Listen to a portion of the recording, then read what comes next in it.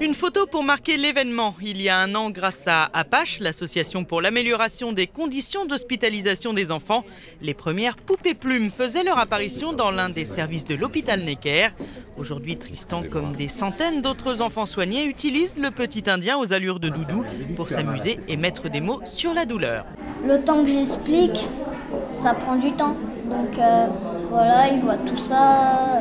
Le jaune, c'est quand c'est douloureux et le bleu, ça représente toutes les piqûres, quoi. Et les piqûres, Tristan les connaît bien, son père aussi qui l'accompagne. Grâce à la poupée plume, le dialogue devient plus facile. Lorsqu'il disait j'ai mal au mollet, pour moi le mollet ça faisait partie de tout le mollet.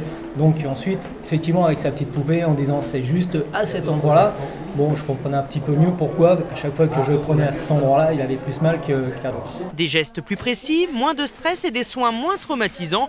Pour le personnel de santé, la poupée plume facilite également les échanges. Il s'exprime bien, donc pour lui c'est amusant, mais c'est vrai que je pense que ça ne soit pas indispensable, alors que pour d'autres qui ont plus de mal à exprimer ce qu'ils ressentent, peut-être que ça serait plus efficace. Ouais. L'année dernière, une trentaine de ces petits Indiens poussaient la porte du service gastro-entérologie pédiatrique. Après un an de découverte et une évaluation encourageante, l'hôpital Necker a décidé d'aller plus loin. Ce projet a été juste démarré dans un ou deux services l'an passé, mais là vraiment c'est une opération d'envergure qu'on voudrait vraiment multiplier sur l'ensemble des services de l'hôpital. En tout, 1000 poupées plumes vont passer entre les mains des enfants malades de l'hôpital Necker. L'opération lancée par la fondation MACSF est un succès qui, dès le début, a bousculé les habitudes. Ce qui est intéressant, c'est qu'au début, les infirmières pensaient que c'était essentiellement un objet pour l'enfant. Elles se sont rapidement rendues compte que c'était à la fois pour l'enfant et pour elles-mêmes, dans le cadre plutôt d'une médiation sur les soins difficiles et très techniques qu'on a régulièrement dans notre établissement. Les professionnels de santé qui finalement acceptent d'avoir une aide extérieure par cet objet de médiation. C'est pas aussi simple que ça et je pense que c'est vraiment saluable. Un changement dans les pratiques soutenu par de vrais moyens. Le projet a été pris en charge par la toute nouvelle direction du mécénat de l'hôpital.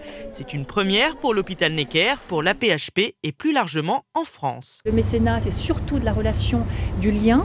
Et l'intérêt, c'est de faire ces liens, ces ponts entre deux mondes qui ne se connaissent pas forcément, mais qui ont tout à fait des choses à faire ensemble. La MACSF, l'association Apache et l'hôpital Necker, 3 acteurs majeurs du domaine de la santé, apportent donc chacun selon leurs compétences leur pierre à cette belle démarche.